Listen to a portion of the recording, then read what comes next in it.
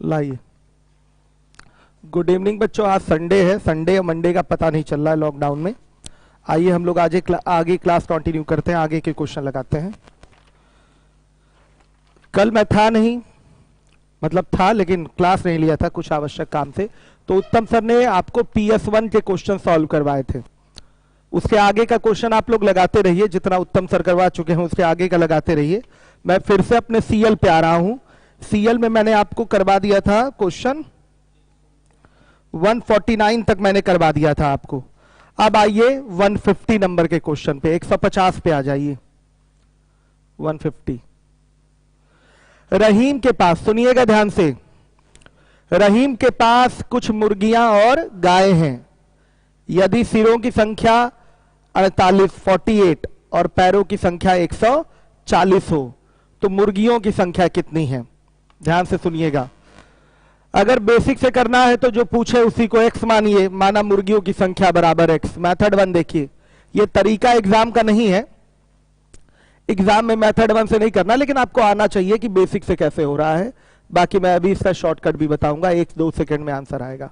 देखिए, माना मुर्गियों की संख्या बराबर x, मुर्गियों की संख्या बराबर x, तो देखिए गायों की संख्या क्या हो जाएगी?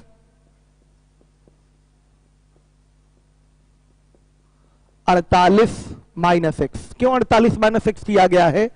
क्योंकि सिरों की संख्या 48 है तो गाय का भी एक सिर होता है और मुर्गी का भी एक सिर होता है, तो सभी जानवरों के सिरों की संख्या 48 है तो सभी जानवरों की संख्या भी 48 ही होगी। ध्यान दीजिएगा, अगर उनमें मुर्गियां x हैं तो निश्चित रूप से गाय 48 माइनस x होंगे। अब देखिए, पैरों की संख्या दे रखा है 140, मुर्गियों और पैरों के काउंटिंग अगर आप करते हैं तो कुल योग निकल के कितना आएगा? 140। तो देखिए, मुर्गी के कितने पैर? एक मुर्गी के कितने पैर? 2, और एक गाय के कितने पैर? 4। तो ध्यान से देखिएगा, अगर बच्चों मुर्गियां x हैं तो 2-2 पैर देखा जाए तो कुल पैर कितने हो जाएंगे मुर्गियों के? 2x। गायों की संख्या 48 माइनस x है तो कुल पैर कितना हो जाएगा? 4 × 48 माइनस x। ये कुल पैरों की संख्या आ गई, और कुल पैरों की संख्या किसके बराबर है? 140 के। तो x बराबर क्या? 26। तो ये आ गया मुर्गियों की संख्या 26। ये एग्जाम का तरीका आपके नहीं है, मुर्गियों की संख्या आ गई 26, ये आपके एग्जाम का तरीका नहीं है, ध्यान दीजिएगा। अब एग्जाम का तरीका क्या होगा वो देख लीजिए। देखिए, आप जानते हैं एक मुर्गी का दो पैर और एक गाय के 4 पैर, लेकिन हम यहां सभी जानवरों के पैर कितने मान लेंगे? 2, यानी कि हमने गायों के 2 पैर छोड़ दिए, प्रत्येक गाय का 2 पैर मैंने छोड़ दिया, सबका हमने 2-2 पैर मान लिया। तो जब सबका 2-2 पैर मान लेंगे तो जानवर कितने? 48, क्योंकि सिरों की संख्या नंबर ऑफ हेड्स कितना है? 48, तो जानवर भी 48 होंगे। तो 2-2 पैर के हिसाब से कुल पैर इनके कितने हुए बताइए? 96। 96 भाई, 48 × 2 96 पैर हो गए 96। जब आपने 2-2 पैर माना है तो पैर हो गए 96, 96। लेकिन आपके क्वेश्चन में पैर कितना दिया हुआ है? 140। तो बच्चों कितना पैर छूट गया? कितना पैर छूट गया? 44 पैर छूट गया। 44 पैर छूटा, 96 पैर आ रहा है ऐसे आपने जब 2-2 पैर माना है तो, लेकिन पैर रियल में है कितना? 140। तो कितना पैर छूट रहा है? तो बताइए, 44 पैर छूट रहा है। 140 में से 48 घटा दीजिए, और ये 44 पैर जो छूटे हैं ये गायों के हैं। किसके पैर हैं? गायों के हैं। एक गाय का 2 पैर छोड़ा है तो टोटल छोड़े हुए पैर है 48, तो गायों की कुल संख्या कितनी हो जाएगी? 48/2 यानी कि 20। 48/2 यानी कि बच्चों 24। आ गया समझ में? गलत, 1 मिनट सुनिए, आप गलत हो गया थोड़ा सा, सुन लीजिएगा ध्यान से। कुल पैर ऐसे आपने काउंटिंग में कितना निकाला?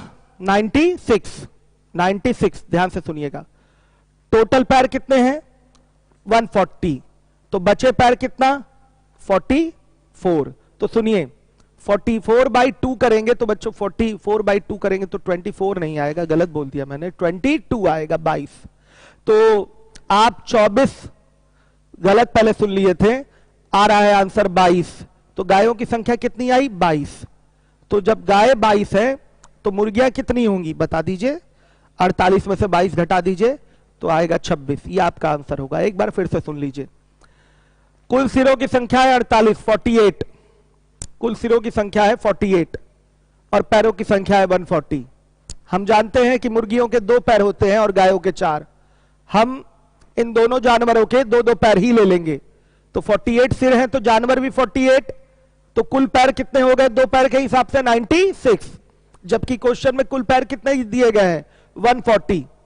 तो 140 में से 96 घटाएंगे तो बचे हुए पैर निकल के आएगा, छूटे हुए पैर निकल के आएगा। कितना हुआ बताइए? 44। 44 पैर आपके छूट गए हैं। तो ये 44 पैर किसके छूटे हैं? गायों के छूटे हैं ना। प्रत्येक गाय का 2 पैर आपने छोड़ा है। तो गायों की कुल संख्या कैसे आएगी? 44 में 2 से भाग कर दीजिए, आ गया 22। गायों की संख्या आ गई 22। तो बताइए मुर्गियों की संख्या कितनी? बोलिए, ओरल बताइए। सीधे सीधे 48 में से आप 22 को घटा देंगे तो आ जाएगा 26। बच्चों इसका फॉर्मूला भी होता है लेकिन मैं नोट नहीं कराता। इस कॉन्सेप्ट से आप आराम से आंसर दे सकते हैं। अलग से कोई फॉर्मूला रटने की इसके लिए कोई जरूरत नहीं है। तो देखिए मेथड 2 नोट करा देते हैं। यदि हम मान लें कि सभी जानवरों के पैर बराबर 2, तब कुल पैरों की संख्या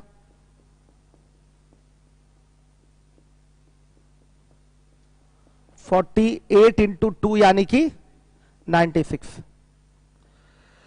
जबकि प्रश्न में कुल पैर कितने हैं? जबकि प्रश्न में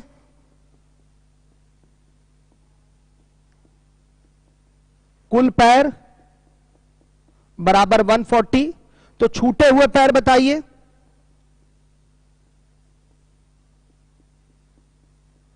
वन 140 से 96 माइनस कर देंगे, आ गया कितना? 44। ये 44 पैर गायों के छूटे हुए पैर हैं। नोट करिए, ये 44 पैर गायों के छूटे हुए पैर हैं। छूटे हुए पैर हैं। एक गाय का कितना पैर छोड़ा है? 2। तो गायों की संख्या कितनी हो गई? अतः गायों की संख्या बराबर 44/2 यानी कि 22। एक गाय का 2 पैर छोड़े हैं तो 44 पैर छूटे हैं। इसका मतलब गायों की संख्या कितनी है? 44/2 यानी कि 22। तभी तो 22 दूना 44 पैर छूटे हैं। तो देखिए मुर्गियों की संख्या क्या हो जाएगी? मुर्गियों की संख्या सीधे आप 48 टोटल जानवर हैं उसमें से 22 गाय घटा देंगे तो ये 26 आ जाएगा आंसर। हर एक बच्चा नोट कर ले इसको। आप अब कहेंगे सर ये तो बहुत बड़ा है। कहां बड़ा है बच्चों? ये सब सारी चीजें ओरल थी, मैंने इसलिए नोट लिखा दिया है कि कभी दोहराना हो तो आप आराम से इसके अकॉर्डिंग दोहरा सके कि ये सारी चीजें क्यों हो रही हैं। हम ये भी कर सकते हैं कि सभी जानवरों के 4-4 पैर ले लें। 4-4 पैर, सबके कितने पैर ले लें? 4-4 पैर ले लें। तो अगर सबके 4-4 पैर लेंगे तो 48 जानवर हैं तो कुल पैर कितने हो गए बताइए? 48 गुणे 4 192। कितने पैर हो गए? 192। ध्यान दीजिएगा 192 पैर हो गए। तो लेकिन रियल में पैर कितने हैं? 140। रियल में पैर है 140। तो कितना अतिरिक्त पैर आ गया? 52। ये जो अतिरिक्त पैर है ये मुर्गियों का आपने 2-2 बढ़ा दिया था। मुर्गियों का 2-2 पैर बढ़ा दिया था, इसलिए 52 अतिरिक्त पैर आ रहे हैं। तो मुर्गियों की संख्या क्या होगी? 52/2 यानी कि 26। ऐसे भी आंसर कर सकते हैं लेकिन कोई एक ही तरीका पकड़िए। हमने 2 पैर मानना आपको लिखा दिया है तो 2 पैर के हिसाब से कर लीजिए, लेकिन आप 4 पैर भी सबके मान के कर सकते हैं। कोई बाध्यता नहीं है कि ऐसे ही करना है। आप 4 पैर भी माने तो ये क्वेश्चन आपका सॉल्व होगा।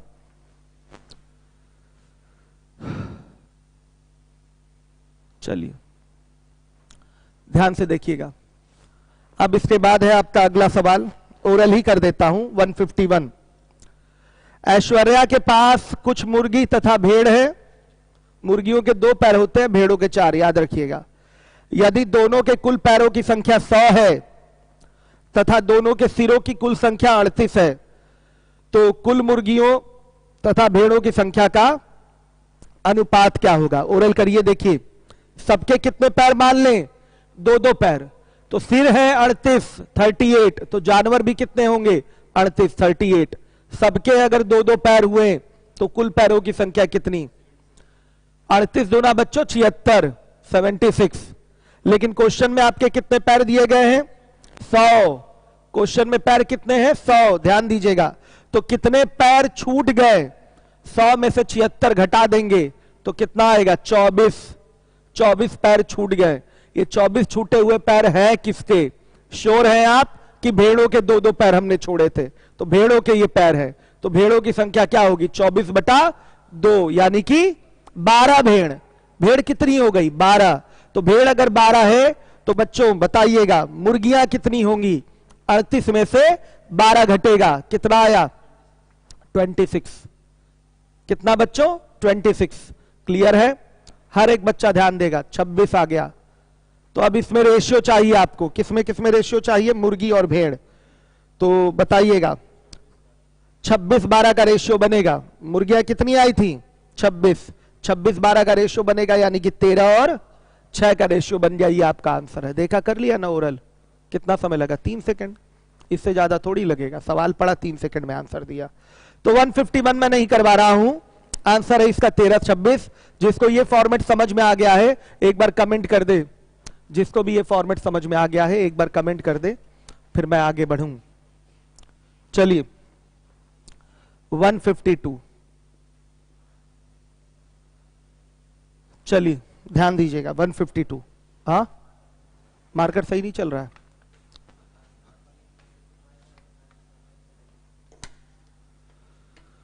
हाँ, एस प्रताप कह रहे हैं कि एलिगेशन से भी होगा, तो 100% एलिगेशन से भी होगा। जब मैं एलिगेशन पढ़ाता हूं मिश्रण में तो उसको कराता हूं एलिगेशन से भी, निश्चिंत रहिए। लेकिन एलिगेशन इसका एग्जाम का मेथड नहीं है। एग्जाम का मेथड यही है जो मैंने कराया है। फॉर्मूले भी होते हैं लेकिन मैं कभी नोट नहीं कराता। क्या फायदा फॉर्मूला रटने का? फॉर्मूले से भी 2 सेकंड में आंसर आ जाएगा, लेकिन कोई फायदा नहीं है फॉर्मूले का। कितना फॉर्मूला याद करेंगे? आइए चलिए देखिए 152, 152।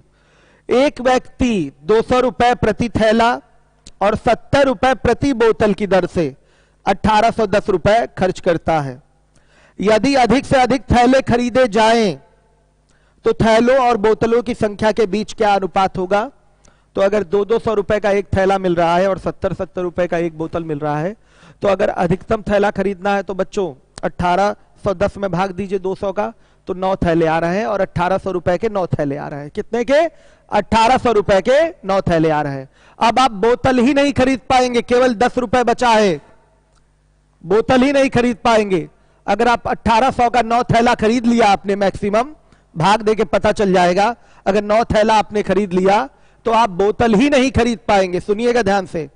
तो बच्चों एक थैला कम कर दीजिए, एक ही थैला कम करिएगा, 2 नहीं, एक थैला, क्योंकि मैक्सिमम थैले खरीदने हैं। एक थैला कम करके देखिए। एक थैला कम करेंगे तो आपके पास बचा 210, 1600 का हुआ ना। 8 थैला, 9 थैला 1800 का था, 8 थैला 1600 का हुआ, 210 बच गया। तो 210 रुपए में आप 3 बोतल खरीद लेंगे 70-70 के हिसाब से। ये ऐसे ही लगता है क्वेश्चन। 3 बोतल खरीद लेंगे 70-70 के हिसाब से।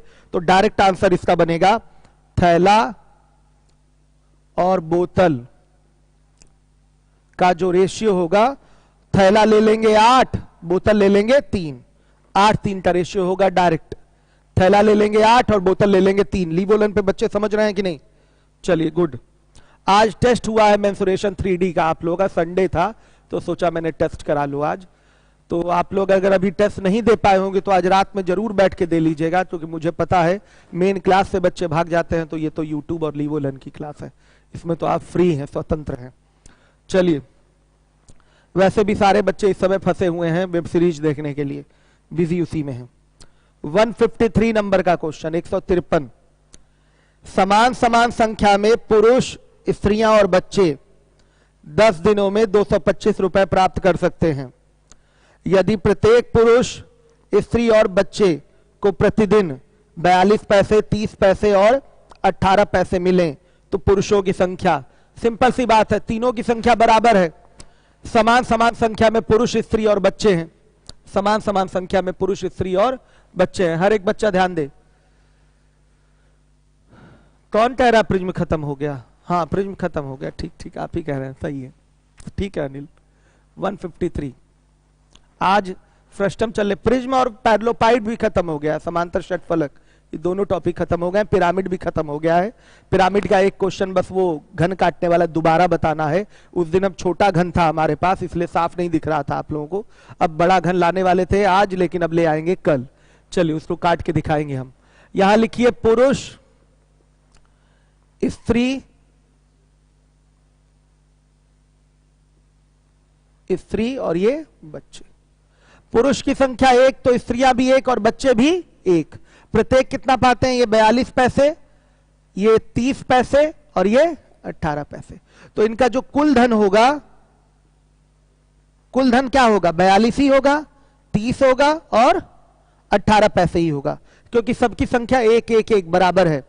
बेसिक से करते तो यहां x x और x ले लेते हैं, बेसिक से करते तो बस यहां 1 1 1 की जगह x x x कर लेते हैं। अभी मैंने रेशियो उठाया है 1 1 1 का, समझिएगा।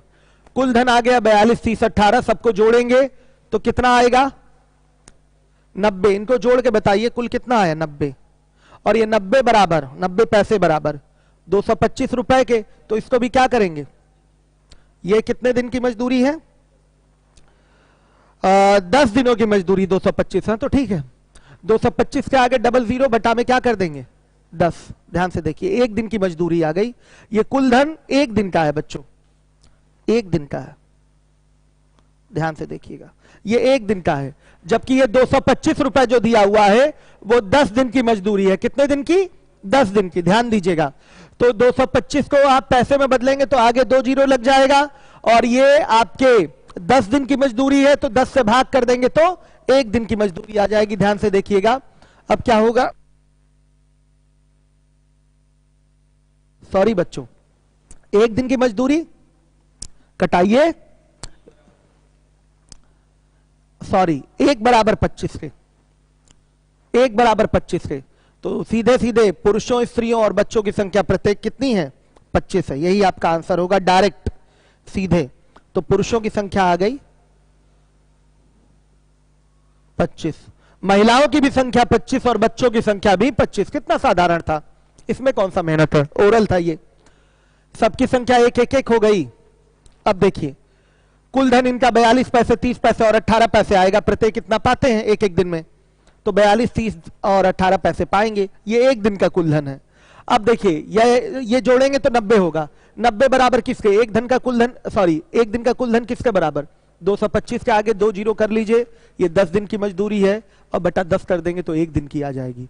तो 90 बराबर इसके, तो 1 बराबर 25 के, और 1 की वैल्यू आ गई, यही पुरुषों स्त्रियों बच्चों की संख्या है, तो पुरुषों की संख्या 25 आ गई। सीधे आंसर कर दिया आपने। आइए 154 154, मोहन की सोमवार की कमाई सप्ताह के बाकी दिनों में और प्रत्येक दिन की कमाई की दोगुनी है। तो बताइए पूरे सप्ताह की कमाई और सोमवार की कमाई में क्या अनुपात है? ध्यान दीजिएगा। 154, हर एक बच्चा ध्यान दे। मोहन की सोमवार की कमाई और सप्ताह के बाकी दिनों में और प्रत्येक दिन की कमाई की क्या है? दुगनी है। सोमवार की कमाई लिखा गया है मंडे का जो इनकम है, Tuesday, Wednesday, Thursday, Friday, Saturday. ध्यान से देखिएगा, और संडे भी है, सैटरडे और संडे। देखिए मोहन की सोमवार की कमाई सप्ताह के बाकी दिनों और प्रत्येक दिन की कमाई की दोगुनी है। भाषा समझिएगा, मोहन की सोमवार की कमाई सप्ताह के बाकी दिनों में प्रत्येक दिन की कमाई की दोगुनी है। अगर यहां प्रत्येक दिन की कमाई x है, ध्यान से देखिए x रुपए है, तो सोमवार की कमाई क्या होगी? 2x। यही कह रहा है यहां इस भाषा में। फिर से एक बार क्वेश्चन पढ़ देता हूं। यहां लिखा गया है मोहन की सोमवार की कमाई सप्ताह के बाकी दिनों में, सप्ताह के सोमवार के बाद बाकी सप्ताह के दिन तो यही हुए, सप्ताह के बाकी दिनों में प्रत्येक दिन की कमाई की दोगुनी है, तो ये 2x हो गया, तो ये बाकी सब x। तो पूछा गया है पूरे सप्ताह की कमाई और सोमवार की कमाई में क्या अनुपात है, तो लिखिए यहां पर पूरा सप्ताह और यहां लिखिए सोमवार। तो पूरे सप्ताह की कमाई बताइए 8x होगा और सोमवार की कमाई 2x, कितना आया 4:1। ये आपका आंसर है। हर एक बच्चा नोट कर ले, ये सब बस छोटे छोटे वर्ड प्रॉब्लम है, हर एक बच्चा ध्यान देगा। आदर्श मिश्रा आप पढ़ते रहिए, यही मैथ्स पढ़ते रहिए, फाउंडेशन अभी लॉकडाउन है, दीपक सर आजमगढ़ में फंसे हुए हैं, राहुल सर हैं तो स्टार्ट करवाया जा सकता है, उत्तम सर भी हैं तो फाउंडेशन स्टार्ट करवाया जा सकता है। चलिए आज विचार करते हैं, आगे देखिए। 155 155 दो अंकों की एक संख्या और उस संख्या के अंकों के योग के बीच जो अनुपात है वो 7:1 का है। यदि दहाई के स्थान पर जो अंक है वह इकाई के अंक से एक अधिक है तो वह संख्या क्या है। पहले तो मैं इसको बेसिक ही करूंगा, दूसरा तरीका जीटीओ होगा, लेकिन पहले बेसिक देख लीजिए। आइए देखिए, हर एक बच्चा ध्यान दे। 155 मेथड 1 आना चाहिए, हर कंडीशन में मेथड 1 आना चाहिए आपको। देखिए दो अंकीय संख्या पहले मानना सीखिए आप, कैसे माना जाता है। अगर कहीं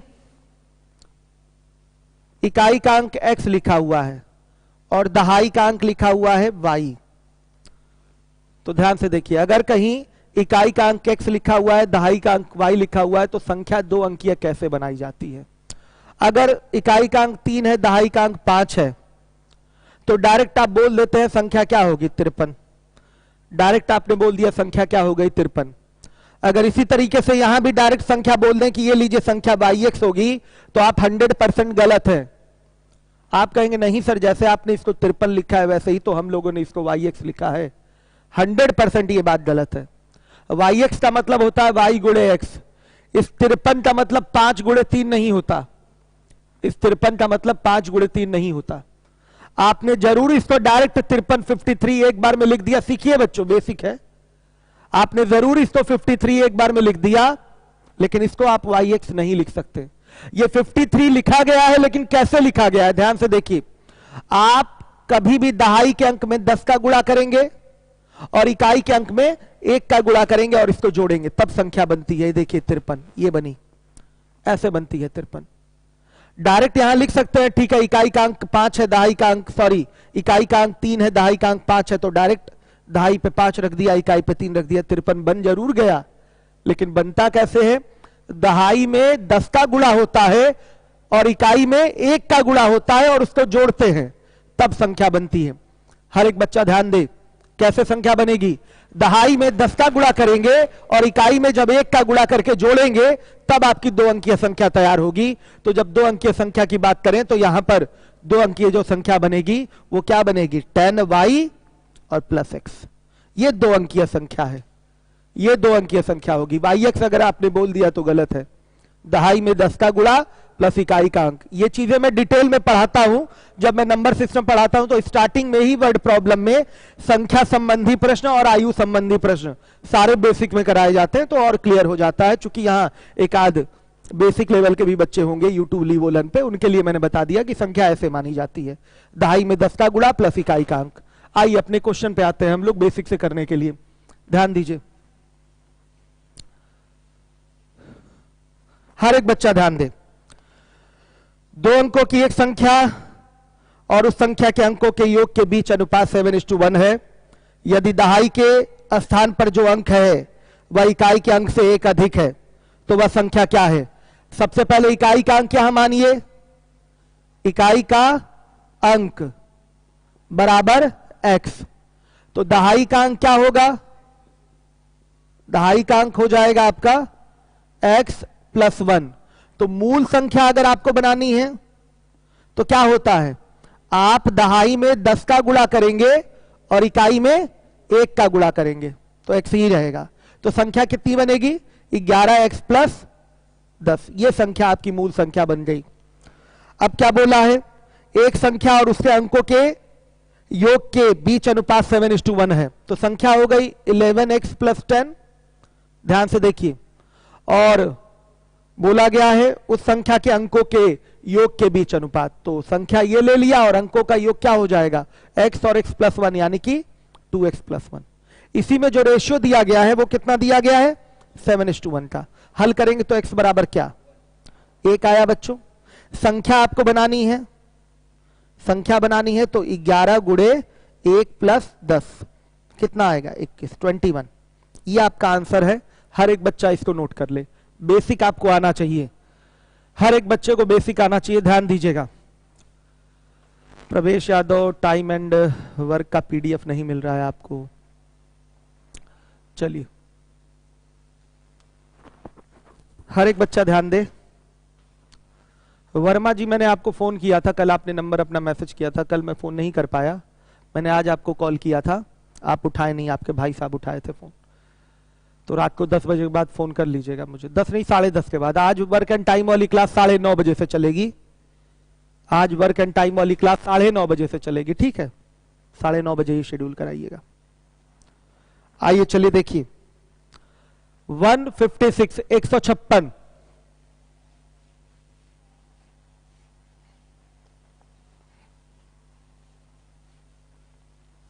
सॉरी 155 का मेथड 2 जो एग्जाम में आपको लगाना है। ऑप्शन ए दिया हुआ है 32, बी दिया हुआ है 4, सी दिया हुआ है 21, डी दिया हुआ तय नहीं कर सकते।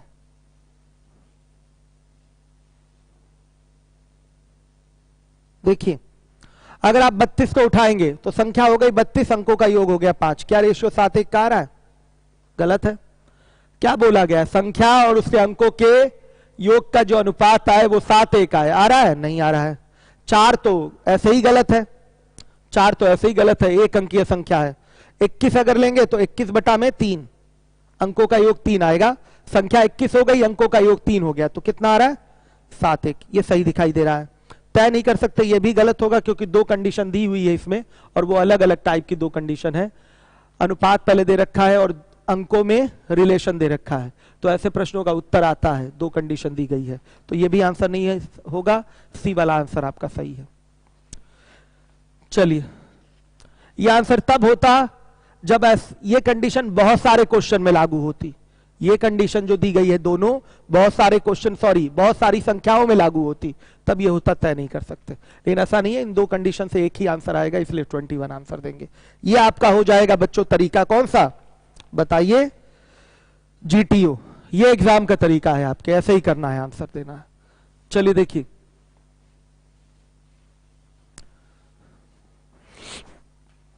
आइए 156,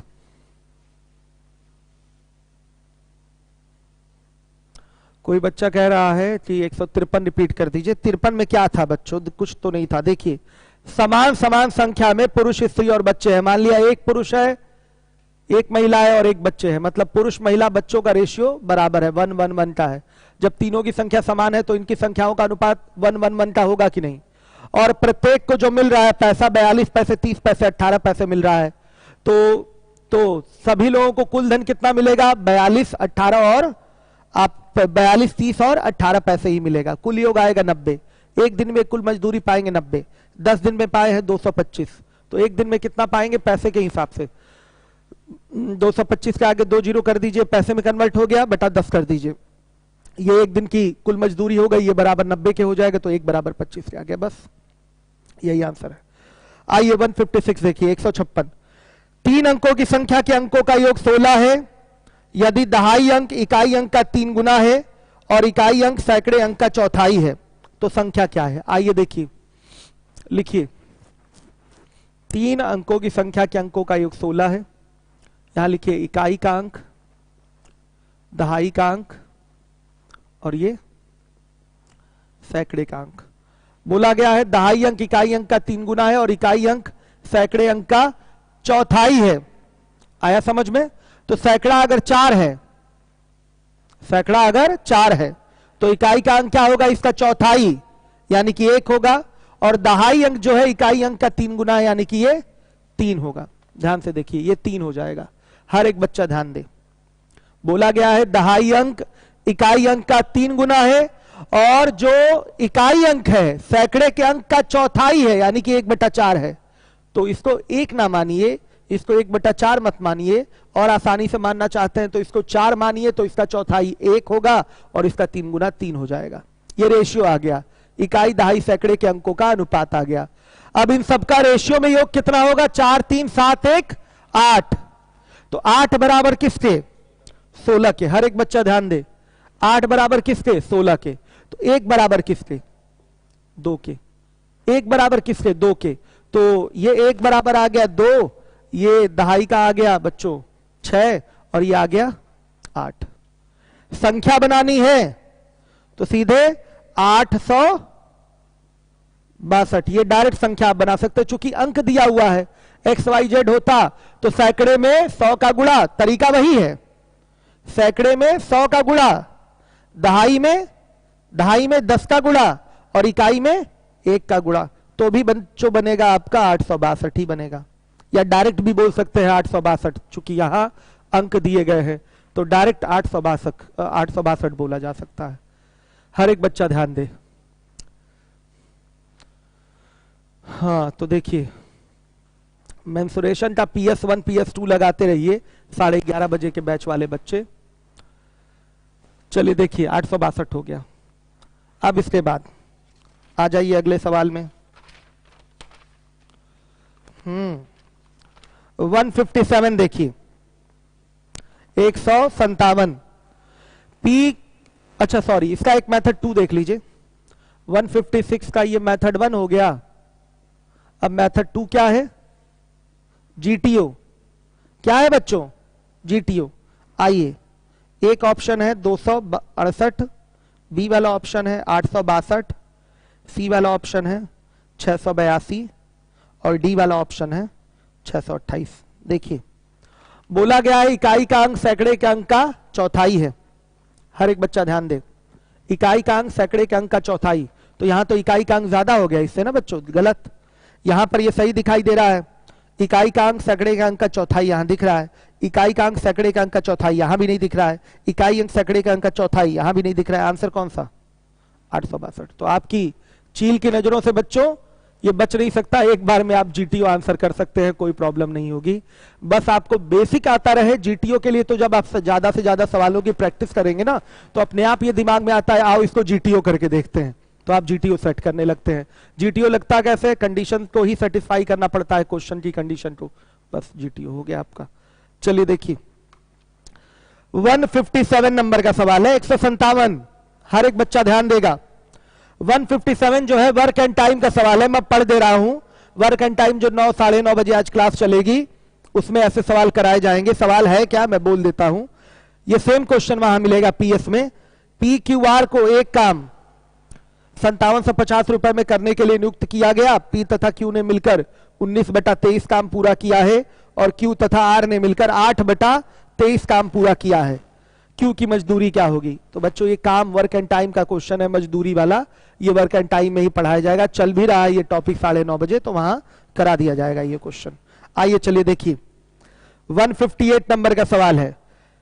P, Q और R में किसी धनराशि को 6, 19 और 7 के अनुपात में बांटना है। यदि R अपने भाग की राशि में से 200 रुपए Q को देता है तो अनुपात 3:10:3 का हो जाता है। कुल धनराशि कितनी होगी? करने के कई सारे तरीके हैं इसके। आइए पहले बेसिक करवाता हूं मैं, पहले बेसिक करवाता हूं। रेशियो के बाद इसमें चलेगा प्रोबेबिलिटी, प्रायिकता और परम्यूटेशन कॉम्बिनेशन। अनुपात समानुपात के बाद बच्चे पूछ रहे हैं इसमें क्या चलेगा? इसमें चलेगा प्रोबेबिलिटी। वर्क एंड टाइम के बाद उसमें क्या चलेगा? पार्टनरशिप। वर्क एंड टाइम के बाद उसमें चलेगा पार्टनरशिप। चलिए इसमें चलेगा आपका प्रोबेबिलिटी और परम्यूटेशन कॉम्बिनेशन, ये दो चीजें। आगे देखिएगा 158 नंबर का क्वेश्चन है। 158 देखिए, P है, Q है, R है। इसके पास जो धन है वो 6x है, इसके पास जो धन है वो 19x है, इसके पास जो धन है वो कितना है बच्चों? बताइए 7x है। सही है। पी क्यू आर में कोई धनराशि किस रेशियो में बटेगी? 6, 19 और 7 से। यानी कि इसको मिलेगा 6x, इसको मिलेगा 19x, इसको मिलेगा 7x। बोला गया है आर अपने भाग की राशि में से 200 रुपए क्यू को दे देता है। लीजिए, अब यहां से 200 निकलेगा तो ये 7x माइनस 200 हो जाएगा, और यहां 19x प्लस क्या हो जाएगा? 200 हो जाएगा, और ये अपना अभी भी क्या रहेगा? 6x ही रहेगा। तो रेशियो बदल के क्या हो गया? 3, 10 और 3 का। हर एक बच्चा ध्यान दे, 3, 10 और 3 का मतलब बच्चों इसका धन और इसका धन दोनों क्या होंगे? बराबर। चाहे इतना बटा इतना बराबर 3/10 कर लीजिए, चाहे इतना बटा इतना बराबर 10/3 कर लीजिए, या ये 3 है और ये 3 है, तो इन दोनों को क्या कर लीजिए? बराबर। ये 6x बराबर किसके? 7x माइनस 200 के। तो x बराबर क्या? 200। हर एक बच्चा ध्यान दे, हर एक बच्चा ध्यान देगा। सही है। कुल धनराशि पूछा है, आ जाइए।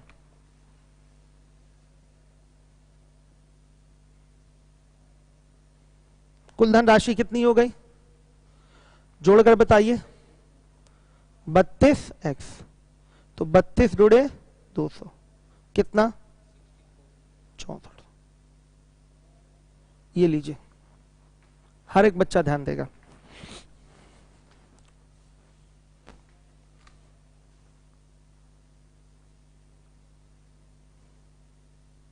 हर एक बच्चा ध्यान दे।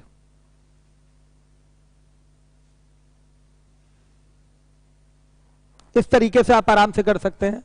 आप इसमें चाहें तो क्रॉस मल्टीप्लिकेशन भी लगा सकते हैं, आप चाहें तो इसमें डायरेक्ट रेशियो भी लगा सकते हैं। आपको दिखाई दे रहा है ये 6, ये 7, इसमें से 200 निकाल के इसमें देंगे, इसको दे देंगे बच्चों, इसको दे देंगे, तो ये दोनों रेशियो क्या हो जाएंगे? आपके बराबर हो जाएंगे। दोनों रेशियो बराबर हो जाएंगे, यानी कि आप सीधे देखेंगे 6 = 7 - 200, तो भी आया 1 = 200, तो सारा धन कितना हो जाएगा? ये आपका 6400। ऐसे भी कर सकते हैं, तो निपटा लीजिएगा सवाल। चलिए,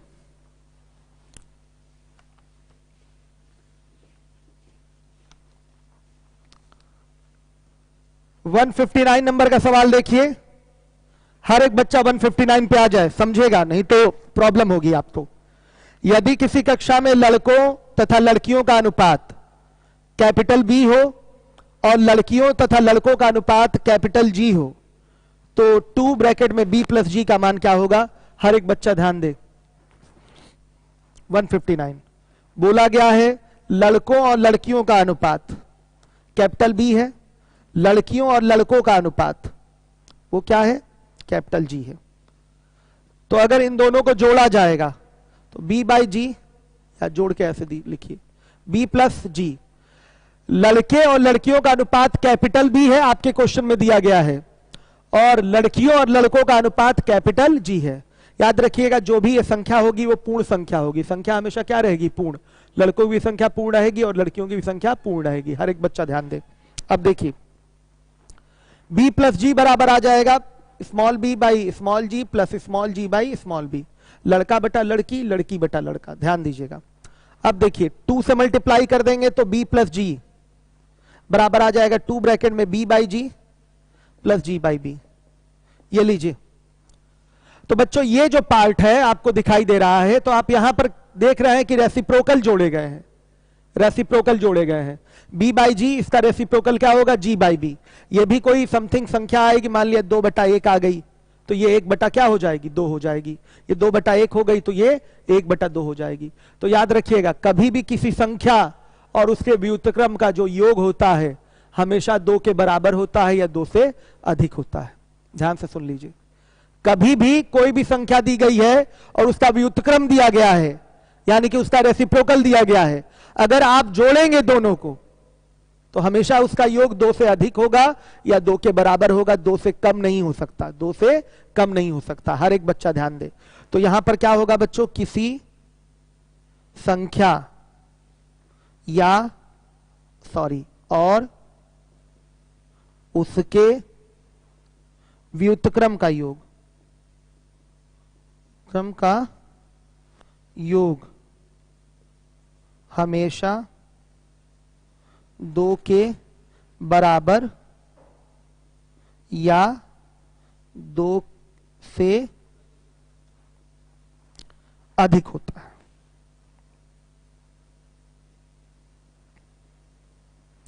इस चीज को मैं आपको दिखा दूं, मिटा रहा हूं बच्चों ये चीज, देखिएगा।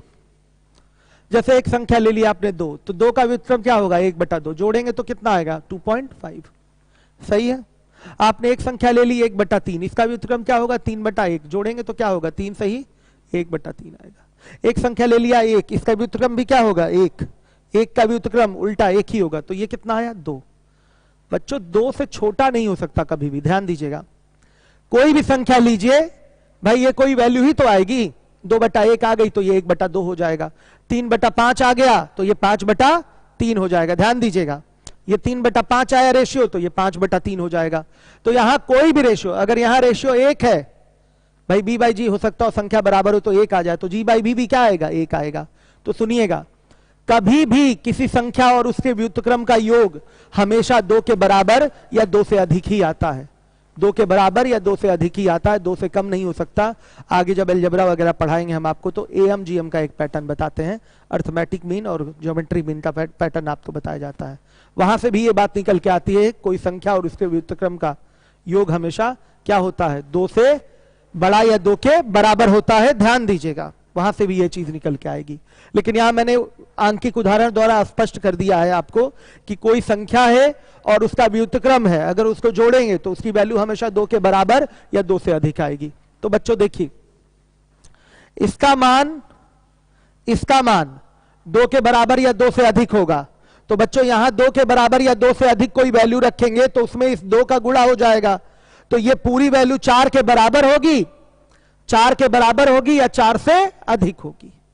इस 2 ब्रैकेट में b प्लस जी की जो वैल्यू होगी वो 4 से बड़ी होगी या 4 के बराबर होगी। अगर ये 2 ना होता तो हम बोलते 2 से बड़ी या 2 के बराबर, लेकिन यहां 2 है, 2 भी है, तो ये वैल्यू, इसकी जो वैल्यू आएगी b/g प्लस g/b, इसकी जो वैल्यू आएगी वो आएगी 2 से बड़ी या 2 के बराबर।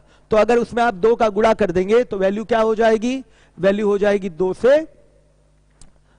4 से बड़ी या 4 के बराबर। तो इस पूरे की वैल्यू आएगी 4 से अधिक या 4 के बराबर। तो 2 ब्रैकेट में b प्लस जी की जो वैल्यू हो जाएगी वो हो जाएगी आपकी ग्रेटर देन 4 और इक्वल टू 4।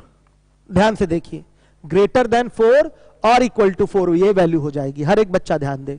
आंसर क्या दिया है? ऑप्शन देखिए, पहला ऑप्शन लिखा गया है 2 से बड़ा, दूसरा ऑप्शन लिखा गया है 2 के बराबर, तीसरा ऑप्शन लिखा गया है 2 से कम, चौथा ऑप्शन दिया हुआ है नन ऑफ दीज, इनमें से कोई नहीं, इनमें से कोई नहीं। हर एक बच्चा ध्यान दे, इनमें से कोई नहीं।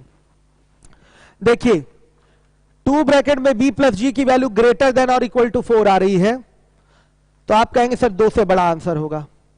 आप बोलेंगे कि अगर कोई संख्या 4 से बड़ी है तो निश्चित रूप से वो 2 से भी बड़ी होगी। हम भी इस बात से सहमत हैं आपके कि अगर कोई संख्या 4 से बड़ी है तो वो 2 से भी बड़ी होगी। लेकिन रुक के रहिएगा, अभी 2 के बराबर ये आंसर तो है ही नहीं, 2 से कम ये आंसर तो है ही नहीं।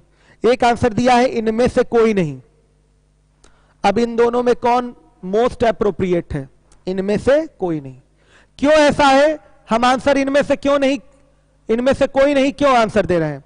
बच्चों, कोई संख्या अगर 2 से बड़ी है तो वो 3 भी हो सकती है, 3.5 भी हो सकती है, 3.9 भी हो सकती है, 3.5 भी हो सकती है, 3.1 भी हो सकती है। समझिएगा, 2.5 भी हो सकती है। 2 से बड़ी है तो संख्या 3 भी हो सकती है, 3.5 भी हो सकती है। लेकिन इसका आंसर जो हमेशा आएगा वो 4 से बड़ा या 4 के बराबर आएगा। इसलिए बच्चों ये आंसर हम लोग नहीं देंगे। अगर ये इनमें से कोई नहीं अगर नहीं होता तो हम ये आंसर दे देते हैं। जिस सोर्स से मैंने ये क्वेश्चन उठाया है उस सोर्स में यही आंसर दिया था 2 से बड़ा, उस सोर्स में यही आंसर दिया था 2 से बड़ा। लेकिन 2 से बड़ा आंसर गलत है, 2 से बड़ा आंसर यहां के लिए गलत है, क्योंकि ऑप्शन इसमें एक दिया गया है इनमें से कोई नहीं। बच्चों 2 से बड़ा का मतलब तो ये भी होता है 3.5। क्या इसकी वैल्यू कभी 3.5 हो सकती है? नहीं। आंकड़ा आपके सामने है कि 2 ब्रैकेट में b प्लस जी की वैल्यू ग्रेटर देन 4 होगी या इक्वल टू 4 होगी, मतलब 3.5 नहीं हो सकती। इसका अर्थ आप ये लगा सकते हैं, 2 से बड़ा का अर्थ ये लगाया जा सकता है कि इसकी वैल्यू 3.5 भी हो सकती है। तो इसका मतलब बच्चों ये गलत है। आंसर हमको क्या देना पड़ेगा, इनमें से कोई नहीं। ये हमारा आंसर होगा, हर एक बच्चा ध्यान देगा, इनमें से कोई नहीं। चलिए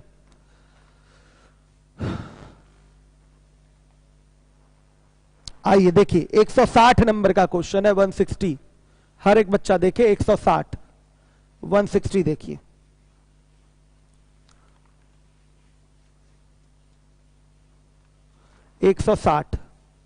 अच्छा सवाल है ये। सवाल हमेशा ऐसा पेपर में बनता रहता है, अक्सर दिखाई दे जाता है। बोला गया है पी क्यू आर के, क्यू आर का मतलब Q into R, P Q R के समानुपाती है, मतलब बोला गया है P proportional to Q R, ये बोला गया है। तथा पी क्यू आर के संगत मान जो है वो 6, 9 और 10 हैं। तो पी का मान बताइए जब q बराबर 5 दिया हो, r बराबर 3 दिया हो। तो हल करने का तरीका है, सबसे पहले इस प्रोपोर्शनलिटी के सिंबल को हटाइए, p इक्वल टू हो जाएगा k क्यू आर। गुड। अब p क्यू आर का जो पहले मान दिया गया इसमें रख के k का मान निकालिए। तो p का मान दिया हुआ 6 बराबर k गुणे q का मान 9 और ये 10। तो k बराबर क्या आ जाएगा, 6/90। क्या आ गया, 6/90। ध्यान दीजिएगा। अब देखिए बच्चों, आप अगेन फिर से p equal to k Q R लिखेंगे। आपसे मांगा गया है कि q बराबर 5 और r बराबर 3 की स्थिति में p का मान क्या होगा, आपसे यह मांगा गया है। q बराबर 5 और r बराबर 3 की स्थिति में p का मान क्या होगा। तो आइए सारे मान उठा के यहां रखते हैं। तो p बराबर हो जाएगा, k का मान है 6/90, q का मान कितना है, q का मान है 5, r का मान है 3। बच्चों कितना आ रहा है, p का मान आ गया 1। ये आपका आंसर है। अक्सर ये एक सवाल आपसे पूछा जाता है। देवेंद्र यादव पढ़ते रहिए, एकदम सही कह रहे हैं। सत्यम अग्रहरी कोचिंग अनिश्चितकालीन बंद है। ठीक है, सत्यम एकदम सही बोले हैं। आप लोग खुद ही माहौल देख रहे हैं कैसा माहौल है। इस माहौल में मैं खुद ही कोचिंग नहीं क्लास पढ़ाना चाहूंगा आप लोगों को, क्योंकि जब तक कोरोना का, क्योंकि यहाँ भीड़ होती है ना बच्चों, एक को भी किसी प्रकार की प्रॉब्लम हुई तो बहुत ज्यादा समस्या हो सकती है। इसलिए मैं खुद ही नहीं क्लास लेना चाहूंगा, आपका नुकसान ना हो इसलिए मैं लाइव पढ़ा रहा हूं। आपका नुकसान ना हो इसलिए लाइव पढ़ाया जा रहा है। चलिए अब देखिए 161 नंबर का सवाल है। ये बहुत बार पेपर में पूछा गया है। 161 161 161 नंबर का क्वेश्चन देखिए। एक पेटी में 1 दर्जन शीशे थे। 1 दर्जन मतलब 12 शीशे थे, 12 शीशे थे। पेटी के गिरने पर टूटे हुए तथा बिना टूटे हुए शीशों का अनुपात निम्न में से कौन नहीं हो सकता। टूटे बिना टूटे का अनुपात निम्न में से कौन नहीं हो सकता। 1:2:1 दिया हुआ है, 1:3:1 दिया हुआ है, 1:3:2 दिया हुआ है, 1:7:5 दिया हुआ है। देखिए कौन सा अनुपात नहीं हो सकता। तो पहले आइए हम देख लें कौन अनुपात हो सकता है, कौन सा अनुपात इसमें से हो सकता है। भाई 12 शीशे हैं, 12 शीशे हैं, हो सकता हो 3 टूटे 9 बच जाए, हो सकता हो 5 टूटे 7 बच जाए, हो सकता हो 4 टूटे 8 बच जाए, हो सकता हो 1 टूटे 11 बच जाए। बच्चों कभी भी टूटेगा और जो नहीं टूटेगा उसकी संख्या पूर्ण होगी, उसकी संख्या हमेशा क्या होगी, पूर्ण होगी। ये नहीं कह सकते कि 4.5 शीशे टूट गए, ये नहीं कह सकते कि 8:45 शीशे टूट गए। कभी भी बोलेंगे तो 4 शीशे टूट गए या 5 शीशे टूट गए या 9 शीशे टूट गए। तो टूटे और बिना टूटे की जो संख्या निकल के आएगी वो हमेशा पूर्ण होगी। तो बच्चों अगर आप अनुपात के हिसाब से देखें, टूटे और बिना टूटे का अनुपात अगर 2:1 लिया जाए तो बच्चों 2:1 के अनुपात में इस 12 को बांटा जाए तो बांटने का तरीका क्या है, अनुपातिक योग से भाग चला जाए। इसमें कैसे, देखिए अगर आपको टूटे का संख्या चाहिए तो 2/3, ध्यान से देखिए, बिना टूटे की संख्या चाहिए तो 1/3 करना पड़ेगा। तो कभी भी अनुपातिक विभाजन करना होता है तो अनुपातिक योग से अगर ये संख्या 12 पूर्णतः कट जाए अनुपातिक योग 3 जो आ रहा है उससे अगर ये 12 कट जाए तो संख्या जो भी टूटे और बिना टूटे की आएगी वो हमेशा पूर्ण आएगी। अगर भाग जाए ही ना तो संख्या कभी भी पूर्ण नहीं आ सकती। जैसे बच्चों इसमें क्या है, 3:1 का अनुपात है तो टूटे की संख्या चाहिए तो 3/4 करना पड़ेगा कि नहीं, 4 से ये कट रहा है तो पूर्ण संख्या आएगी। अगर 3:2 है तो 3/5 आ रहा है। अब बताइए क्या ये 12 अनुपातिक योग 5 से पूरा पूरा कटेगा?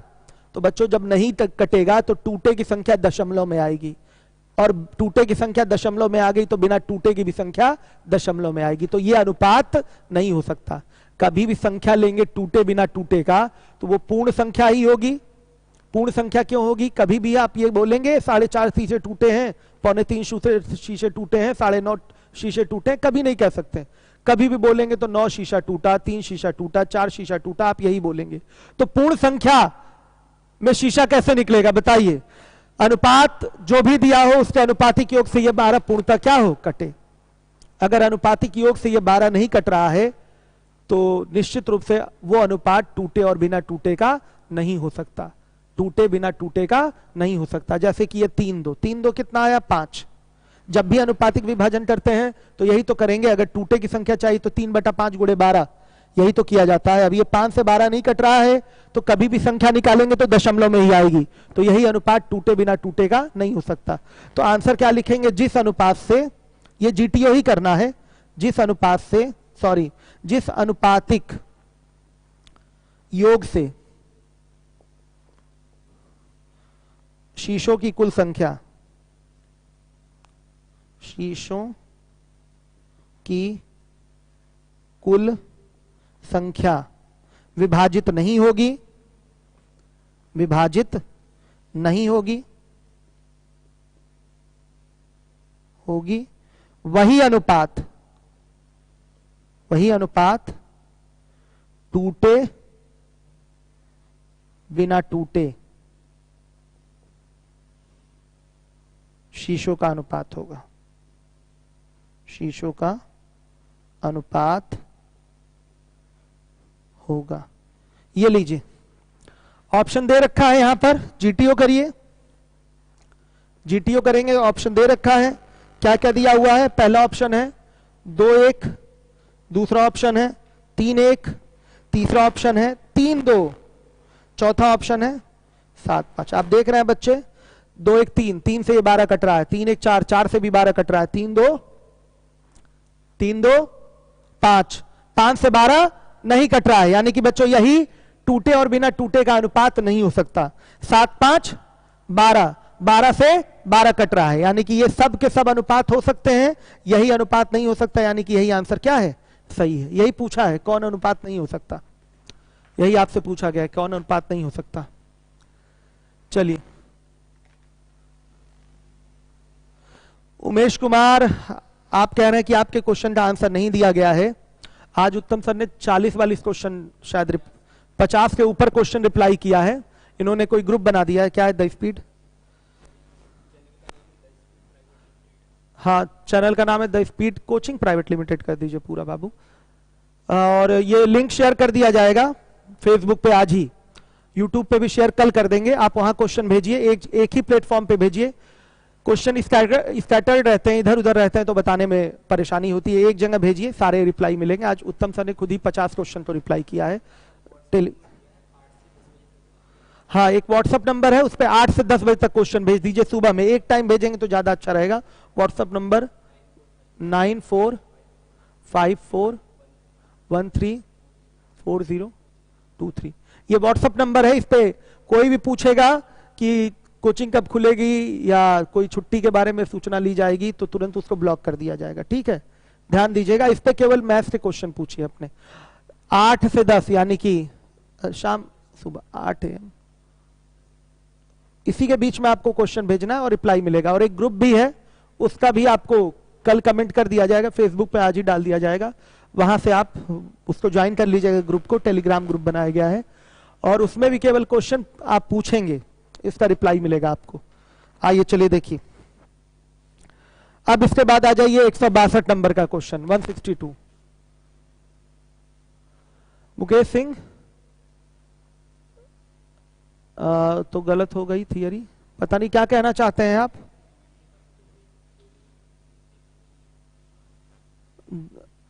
क्या कह रहे हैं? अच्छा, तो गलत हो गई थियरी मतलब मुकेश से क्या गलत हो गया? देखिए कमेंट क्या है। चलिए देखिए, अब अगला क्वेश्चन है। क्या नोट क्या लिखाया है?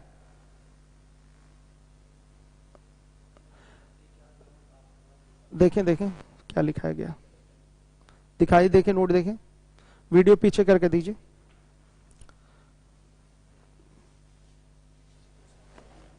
हम्म,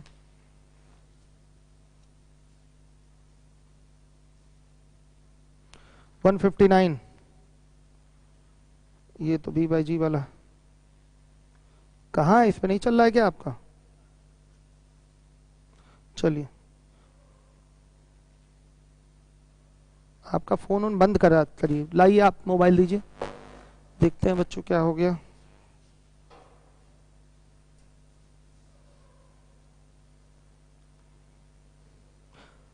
एक मिनट रुक जाइए, जहां थियरी लिखाए थे वहां तब तक पहुंचिए तुरंत। ठीक है, जहां यहां नोट लिखाए थे ना इस क्वेश्चन में, उसको चेक करिए क्या लिखाया गया है। ध्यान से देखिए, ध्यान दीजिएगा।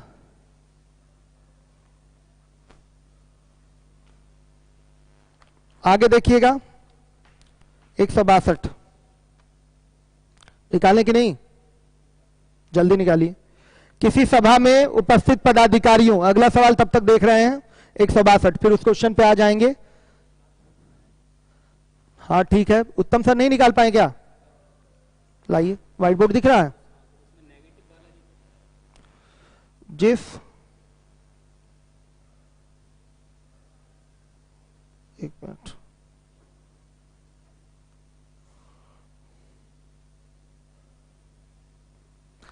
जिस अनुपातिक योग से शीशों की कुल संख्या विभाजित नहीं होगी वह अनुपात टूटे बिना टूटे का अनुपात, टूटे बिना टूटे शीशों का अनुपात नहीं होगा। करेक्शन कर लीजिए उसमें, 161 में करेक्शन कर लीजिए, नहीं होगा बच्चों। नहीं वर्ड छूट गया था, यही बोलना भी था, नहीं।